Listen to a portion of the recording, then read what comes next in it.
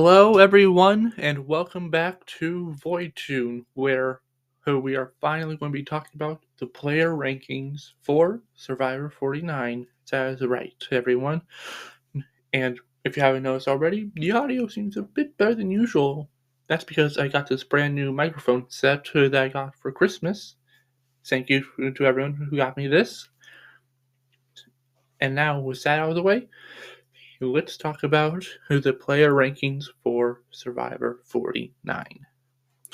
Now, I'm going to rank them based on how they did this season, also how I think they are the player in general. I'm going to be honest here. I'm going to give my full opinions, and I'm not going to hold anything back. So, with that, let's get into it. Starting off at number 18, I have our first boot of the season, Nicole. Now, I don't think Nicole is a general bad player. I at least think that she's better than our next player, but they did survive a tribal council ahead of her, so I'll give them that. Now, I do think Nicole was put on a bad starting tribe where they prioritized physical strengths, and she was labeled as a challenge liability early on, which made her an easy vote out. I do think she has potential on return, but not much. So for that, I have her at number 18. Now, number 17, I have Annie.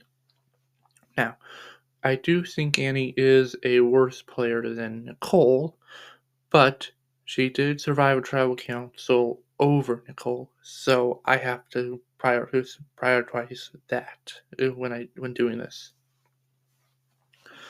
However, Annie just was not aware of the game around her. Like, she was completely in her own world. She was unaware that she was in the bottom. She thought she was at the top, which was delusional. Also, mm, also she just had very bad social gain because she was bossy and rude to people, and that made people who would potentially work with her turn against her, which we saw happen. For all those reasons, I have Annie at number 17. Now, at number 16, I have our third Kella member in a row. I have Jeremiah. Now, other people I've been seeing have had Jeremiah a bit higher. Me personally, I can't have that. No, I don't think Jeremiah is a very good player. Like, he got into a majority alliance. Okay, fine, but he knew going into it he would be the fourth member person of that alliance. He knew he was on the bottom, and despite that knowledge, he kept making moves that put himself more on the bottom. So when it came finally time to vote him out, there was very little he could do, and also his number one pitch to potentially save himself was against a guy who had an idol in his three-person format. He was going home that round no matter what, and I honestly have no one else to blame other than himself. So, for all those reasons, I have Jeremiah at number 16. Now, number 15, I have our first Tina member in Matt. Now, I will say this, similar to Annie and Nicole, I don't think Matt is a general worse player than the next person we'll be talking about, but they survived a tribal council over Matt, so I had to have Matt lower than them. But I do think Matt did have a better initial start than everyone else we talked about previously. The Hina tribe was not shown much in the edit of the season, but based off post exit interviews, we understood that Matt and Christina were on one side, Jason and Sophie S were on the other, and Stephen and MC were in the middle. And based on how further they got into the game, or based on their choices, they were in the position to choose either side. So I can't really give all that credit to either side for securing their loyalty, essentially. so that's mute. What I will judge off is the Switch Tribe format. When Matt was put into a minority position with Jason, and it was them against all of Uli plus Sophie, Jason chose the conservative approach, where Matt chose to go big and overplay his hand, which did get him in trouble. I'm not necessarily sure it was the overplaying itself that got Matt voted out over Jason, but it definitely didn't help. He was also saying all the right things, just going about them the wrong way. Do I think Matt is a bad player? No, but I do think other people manage the situation better than him. For all those reasons, I have Matt at number 15. Now, at number 14, I have Jason. He's only over Matt because he survived the tribal council ahead of him. But honestly, they played very similar games. The early days of Hina, it was. I already went over this. Sophie S and Jason on one side, Matt and Christine on the other, Steven and MC in the middle, and they could go either which way. They did not care. It was just about protecting themselves. So I can't really give either side credit for securing their loyalty. I don't think Jason played the swap game very well either. I don't think he did anything to improve himself in that position. Matt got himself voted out, but at least he was trying to get himself off the bottom and change the game. Whereas Jason did nothing and let the game play around him, and eventually caught up to him, and he got voted out. That's all I really have to say about that. Now, number 13, I have Shannon.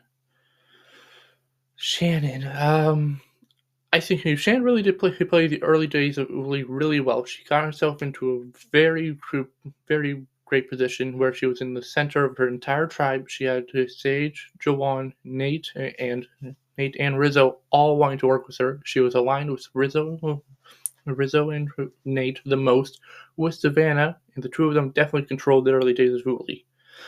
It wasn't until the swap where things started to devolve, and it definitely seemed like people were starting to turn against her. I don't really fault her for that too much, but it's definitely something to consider. And I also think there were a few other things that she did that when the second swap happened, she wasn't able to secure the loyalty of Sage and Jawan back to her side, and they decided to go with Steven over her. Do I think Shannon played an okay game? Fine, yes, but she definitely made some crucial mistakes that got her sent home. I'm not going to blame her her spiritual vibe at all or her general personality, because the players had an issue with that. It was not something Shannon was at fault for. So, for those reasons, I have Shannon at number 13. Okay, now we are moving on to number 12. At number 12, I actually have a player that made it pretty far into the game, Alex. Now, Alex did play a very good game, I believe, in Kella, where he was able to survive with Sophie to the very end. However, he did sort of overpromise a few people during that portion of the game, and even then, it's not like he wasn't targeted at all during that portion of the game. When we got to the Switch tribe, he was able to use his social game to gain allies such as Steven and Christina, which did help him go into the merge. When the merge happened, he sort of decided to play the middle, play both sides, the Hina and the Uli side, with the trio. He was definitely hoping to play everyone to his advantage, and I think that's where he had his mistake, because everyone knew what he was doing, especially Rizzo, and I think in a normal season of Survivor that wouldn't really matter much, but in this particular one you needed to choose a side, and because he didn't really have that much solid of connections, other than the likes of like Steven, for example. Rizzo was able to put a target on his back, which resulted in almost everyone joining joining the trio to get at Alex, other than Steven, and Christina. So while he did have a good social game and was okay positioned, it wasn't his that lack of commitment was ultimately what did him in. Now for number 11, I have Christina. Yes, I have someone that made it to the final five as number 11 in these player rankings. Why? Because Christina did not play the game. It's rare for me to see a finalist play such a bad game. Like, I can't even say she played a bad game. I can say she played no game. She did not know what was going on around her. She had social connections, but only one real actual ally in Steven, who she betrayed for no real reason other than, oh, he's a threat, but I can also take out this threat instead, but I should take out this threat that's aligned with me. What? And honestly, I don't think she had any win equitability since the beginning of the merge. People constantly put her down as not a threat to win the games, and that's why they never targeted her. And she clearly did not know how to play a strategic game. And the only reason she was taken out at Final Five was because apparently she was too great at fire. That was the only reason she was eliminated, not for any other reason. So, honestly, for all those reasons, I have to have Christina at number 11. Now, at number 10, we have our final pre merge player in Jake. Jake was taken out because of a medical evacuation because he got bit by a sea crate, so we never really got to see how his full game would have played out. But from what we saw in those few days before he was evacuated, they were okay. They were good. He was definitely in the middle of his tribe. Everyone wanted to work with him. Annie did want to target him a bit, but that was Annie, and that idea went away pretty quickly. His closest allies were definitely Alex and Soph, but I believe he would have chosen Soph no matter what. He was very social, very likable, and I believe all those things will have carried on over into the merge or even the switch tribes. I definitely think he would have survived out of him and Alex. I believe Alex would have been targeted over Jake. And I do think he could have been able to survive relatively good into the merge. Again, we don't know how his full game would have played out. This is all theory. But I do think this is accurate enough, so I am placing Jake at number 10. Now at number 8, at number 9, we have Nate. Now, Nate was taken out at the merge. He was the merge vote, but that wasn't entirely because they wanted to take out Nate. They wanted to weaken Savannah and Rizzo. But I will say Nate did play a really good game up until then, where he was at the center of Uli. Well, he was in the majority with Savannah, with Rizzo, with Shannon, and everyone really liked him. No one was talking about targeting him. They were more so talking about targeting Juwan or Savannah or Sage. Never him. And then once we got to Switch Tribe, we really saw him take control, where it was him, Rizzo, Savannah, and his Soph, plus Juwan, that really dictated what was going on in that Switch Tribe. It was his decision to take out Matt, and Matt, and he continued on by taking out Jason, which was his plan. And we continue to see how good of a game he was playing during the journey with MC, where he played that perfectly to his advantage. I would say his biggest qualms were possibly a bit too lacking in threat management, where when we got to the merge, it was between him, Savannah, and Rizzo on who was going to be that merge vote. And they were talking about how Savannah and Nate were the biggest targets, but they were worried that Rizzo would play the idol on Savannah. So they decided to target Nate. So it was two things. One, lacking a bit of threat management, and two, not firmly aligning closely, making it seem like he was so closely aligned with either Savannah or Rizzo, to where that idol could have protected all three of them versus just Rizzo and Savannah. But overall, Nate did play a solid enough game. I liked him. So he is at number 9. Now at number 8, I have MC.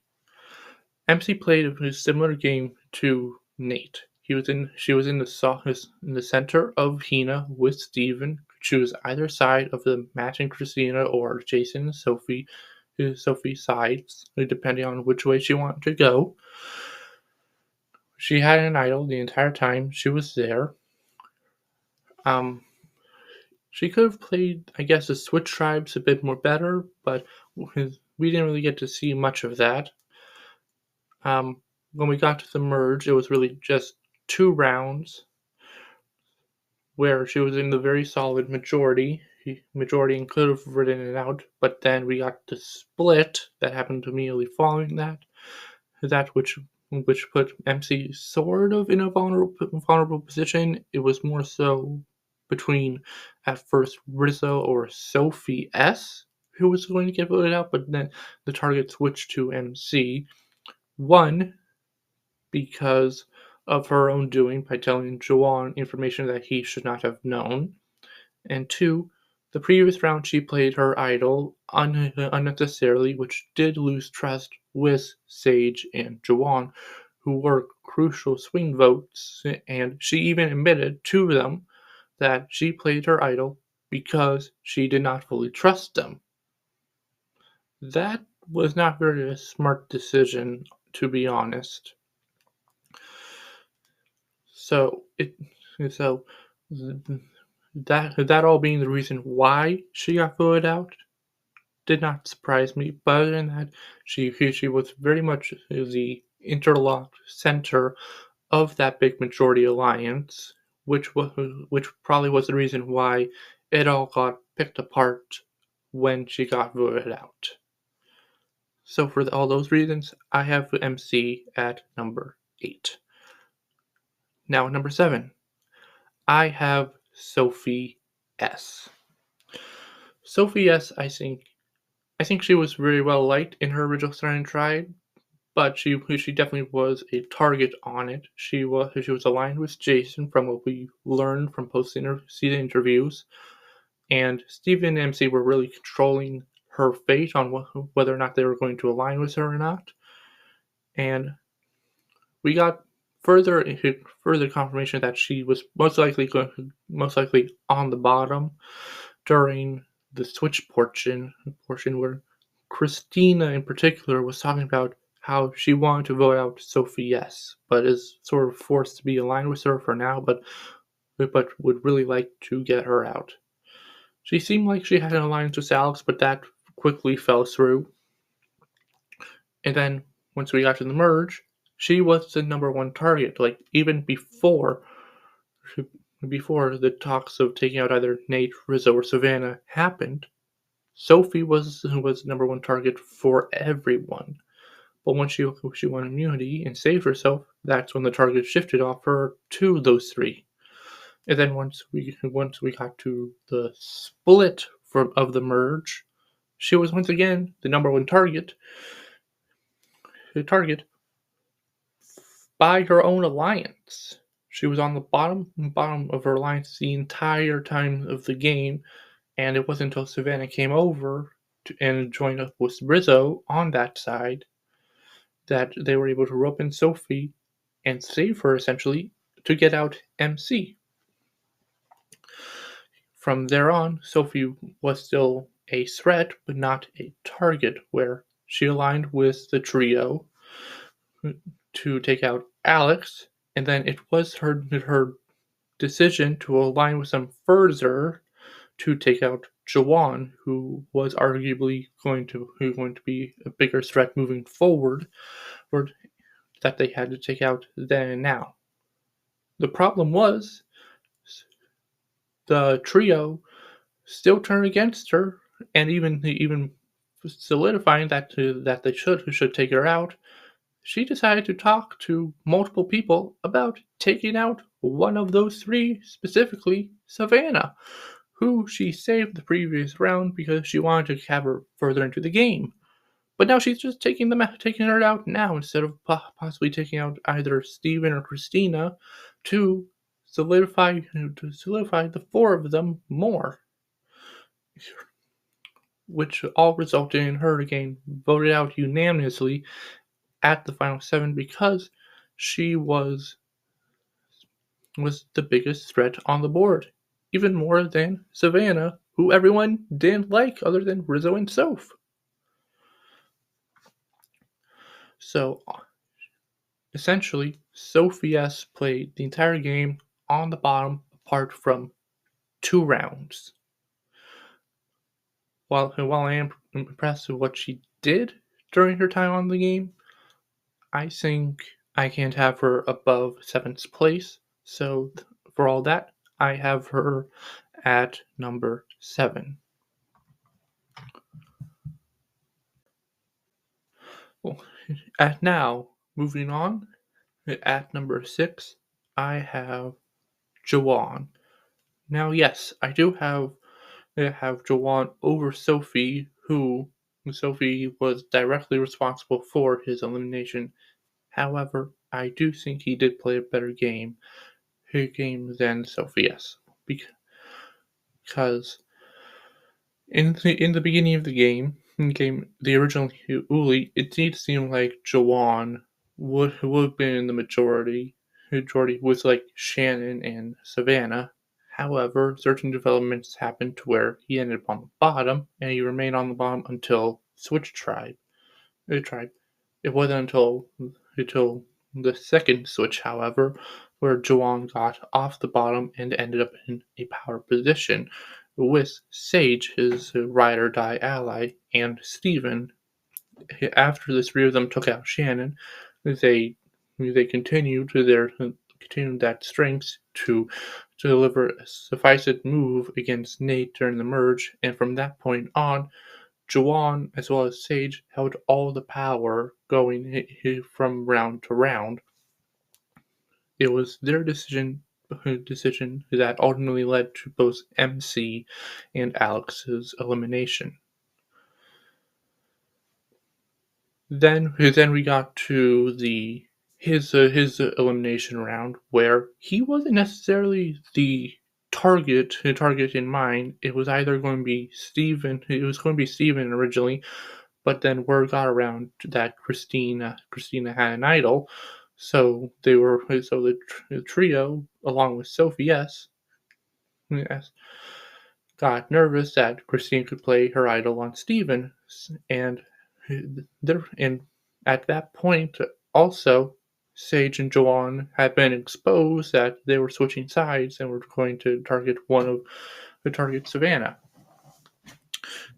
which led to them being the targets, and it was up to Sophie S to decide whether or not it was going to be Sage or Jawan, and she just felt like she had a better relationship with Sage than Jawan. So it wasn't really anything against Jawan per se that got him eliminated. It was just because he was the least threatening domino that could be taken out that particular round. But if Jawan makes it past there, I do think he makes it much further into the game based off that. Now, number 5, I have Steven. Steven is an interesting mm, discussion because as far as like Kina goes, we know the more so most about him as he was always in the majority throughout the pre-merge. He was in the center of his original tribe with MC. He could choose either way to go. Then in the switch, he was solid in the middle once again with all of his allies. Now also having Alex, and they could decide whether or not to eliminate Sage or Shannon. And it seemed like his decision would have been to take out Shannon in that position. Then we got to the second swap where he should have been in the most amount of danger, but he wasn't really at all. Any talks of him being eliminated there were just that talk. And then when we got to the merge, he was the target of the whole Nate, Rizzo, Savannah, and Soph contingent, but he had a majority alliance that took out Nate, and he was set to control the merge. However, then his number one ally in MC got blindsided. Then Alex got blindsided, and from that point on, he was sort of one of the biggest targets on the board as he was very well liked, had multiple allies, and seemed like a huge jury threat. Where from that point on, he needed some sort of immunity in order to stay safe. But even then, he couldn't really get his way, where he lost more allies along the way in Juwan, and then he lost a potential ally in Sophie S, who was indeed flip-flopping, but in that position, Steven probably should have gone along with Sophie's idea to get out Savannah. And when we got to the final 6, it seemed like nothing could go wrong with Steven. He had an advantage. He had 2 loyal allies in Sage and Christina. And they were finally set to take out one of the Tres Leches trio in Soph, Rizzo, and Savannah. And yet, his own 2 allies flipped on him because he was such a huge threat, which was his biggest flaw, threat management. For all those reasons, I have Steven at number 5. Now, number 4, I have Sage. I think Sage was more of a power player in the late game because she mostly was on the bottom on her original Luli tribe. She had potential allies in Shannon and Savannah, but that was iffy at best. And she was definitely on the bottom during the switch. It wasn't until the second switch where she aligned with Steven and Juwan that she gained real power and flipped the game on Shannon. Then once again at the merge, where she flipped the game on Nate, also putting Savannah, Rizzo, and Soph on the bottom and herself in the best power position in the game, along with Juwan. It was their decision to take out Sage, and then it was their decision to take out MC, and then they went along with Rizzo's idea to take out Alex, which is solidified that. She did get blindsided during the Juwan vote, which I'll knock against her, but she also had a lot of power going to the Sophie vote, and also the Steven vote. And from that point on, it seemed like Sage was guaranteed final three at the very least. I don't think she was ever in danger of going to fire. I'll say that. I think Sage had real potential to plead her case and win the game. She just primarily focused on the wrong thing. She thought having a good social game and revealing these things about her that she didn't say would be enough, but she didn't understand that she had to explain herself more and explain her sort of betrayals within her group that she had committed. She did not understand that she had to explain her game extensively in order to win. Otherwise, no one would know what she was doing. Overall, I think Sage did play a very solid game, especially after the merge. Just did not finalize it. For those reasons, I have Sage at number 4. Let's be honest, it only feels right that we end the video off with the Tres Leches trio, right? They're arguably the best players of the season, so it seems right that they're 3, 2, and 1. They pull off what should have been impossible. We've seen players in bad positions in the early merge get picked off, and yet they overcame all of that and became 3 of the final 4. So, let's talk about each of them. Starting with number 3, I have Sophie. Now, Sophie started off the game in the Kelly tribe, which was the disaster tribe, the tribe to start the season. And I will say, she put herself in one of the best positions in the game, right in the center, closely aligned with Jake. I would say Alex, but their alliance didn't start really until the late period of that original tribe.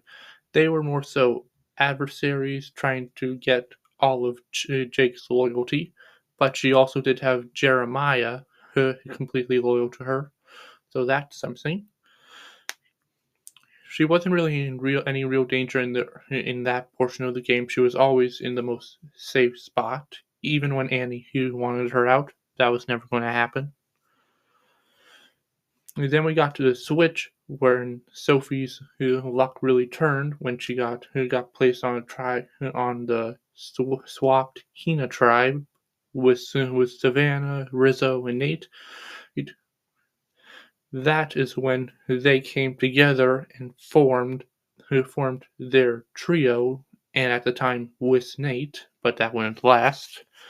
And she downplayed herself to where she wasn't a huge threat coming from a disaster tribe, but as a lost puppy that needed a home, and they provided her with a stable home.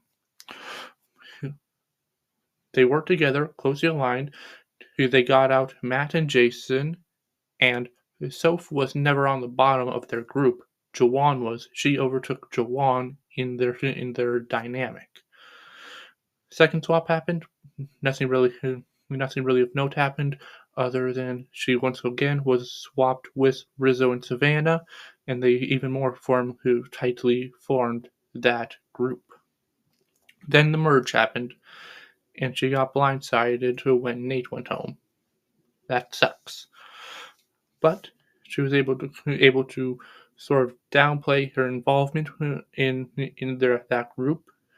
Even though she was associated with Rizzo and Savannah, no one was actively targeting her like them, and she was even willing to throw them to the wolves in that early portion when they just got blindsided to save herself.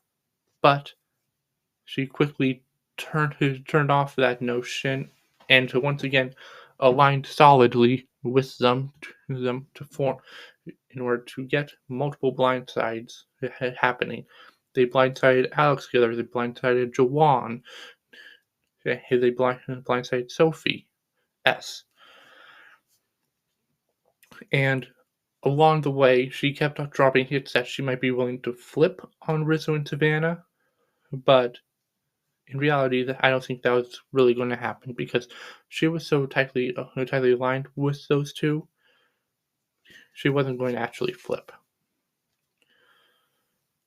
She was in the most danger when during the final 6 when it was her versus Steven and she misplayed her knowledge of power, the power to, and it seemed like Steven had all he needed to eliminate her, but that didn't happen.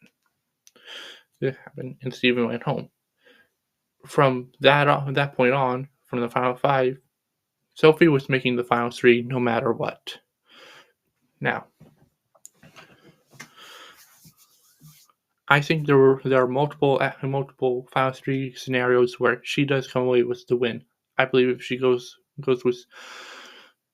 with Sage and Christina, she wins. But I also think that if she goes with Rizzo and Savannah, she also wins.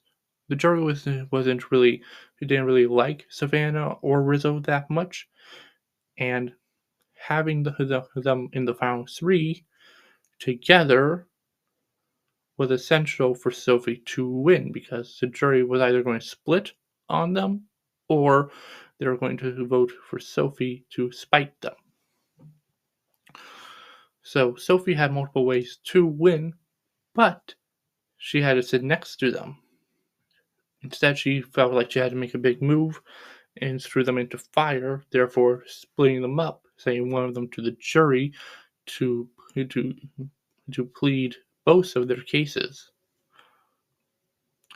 That was a mistake. She had the game locked from the final five on, but it felt antsy and she felt like she had to make a move in order to secure her place. Sophie definitely played a really great, quiet, social-based game where she did have some strategic sides, but her inability to realize that she was actually in a winning position resulted in her losing at the end. For those reasons, I have her at number 3. Now, at number 2, it's between Savannah and the Rizzo. And while it is a difficult decision, the deciding factor was between if we saw what happened when Savannah won fire, but what if Rizzo won fire? And I had to think, what would most likely happen if that's in that scenario? Because I believe in that case, whoever won that fire was going to win the game. It came down to, do I think Rizzo would have a more dominant win than Savannah if he won that fire making challenge? Or do I think Savannah who was superior? Well, the answer is at number 2, I have Savannah. Savannah played a very great pre-merge where she was at the center. She definitely had some problems with Joanne on stage, but she was in a solid majority with Nate, Shannon, and Rizzo. And then once we swapped, she was swapped with her allies Rizzo and Nate, plus Joanne, and she picked up Sophie, and they became tightly aligned at the hip. And that carried on throughout the swap. After the Matt vote, after the Jason vote, the second swap didn't really matter to them, just more bonding with Sophie and Rizzo. We got to the merge, talked about this earlier. Sophie, and Rizzo got blindsided the Nate vote, and Savannah was definitely target number uno for the majority alliance, which was bad, but she won immunity multiple times, the next few rounds, and was able to strategically maneuver to get both MC and then Alex out, which greatly benefited her game, as the MC was sort of the intertwining factor that could made the majority, and Alex was in the middle, playing both sides, and he made a perfect common enemy for everyone. Then we got to the Joanne vote, where she did not win immunity, but she had formed a close bond with the other Sophie S, and she was able to go to Savannah and say, "I want to keep you around. Joanne and Sage are flipping on you, and possibly Christina has an idol." the original plan was to vote for Steven, but thanks to that relationship that Savannah put the work into, she was able to. They flipped the vote from Steven to either Sage or Juwan, and she let Sophie believe that she was making the final decision to vote out Juwan, and then to turn around the next round to get out Sophie S, who was the biggest threat on the board and was actually coming for Savannah at that time. Then she won immunity again through sheer luck. They managed to get Steven out, who was a huge threat, especially to Savannah's game. She won immunity again, and then was able to convince her trio, the Tres Leches, to vote out Christina, who was probably more beneficial to their game, as one, she had no shot to win the game, ever, and two, was probably who was the best fire maker out there and could definitely beat Savannah at it, which Savannah did not want to have around at that point.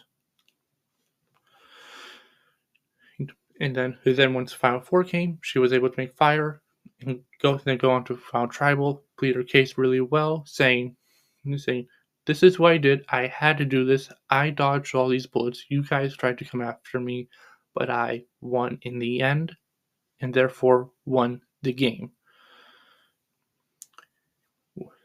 Really, really solid work. Very impressive winning game, by the way. All that combined is why I chose to have Savannah at number 2. And now, at number 1, I have the man, the myth, the legend himself, the Riz God, baby. Yeah, the nickname caught on to me. If you're going to call yourself the Riz God, show it. Prove it.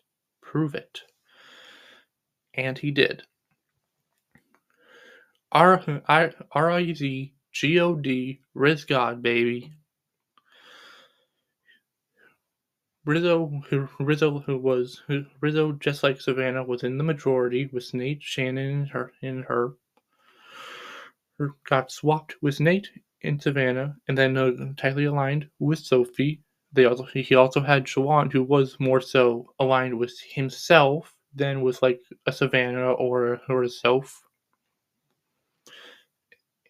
We got to the second swap. Nothing of note happened there. Other than more bonding with Savannah and Soph. Merge happened once again. Got blindsided by Nate. Was actually targeted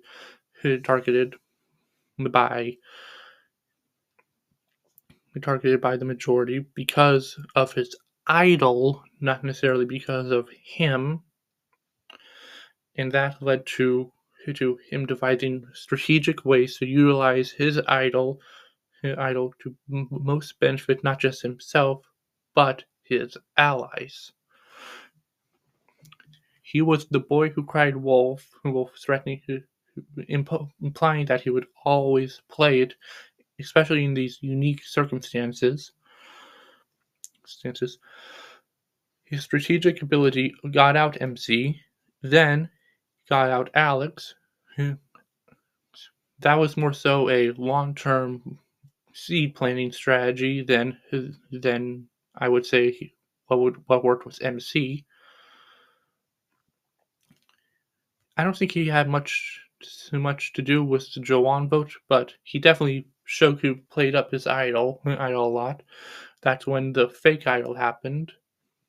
And it definitely got everyone spooked enough to sort of split votes again because they wanted to get out Savannah. So Juwan was then voted out. Then we had the Sophie S vote. More idle bluffs. They managed to get Sophie out.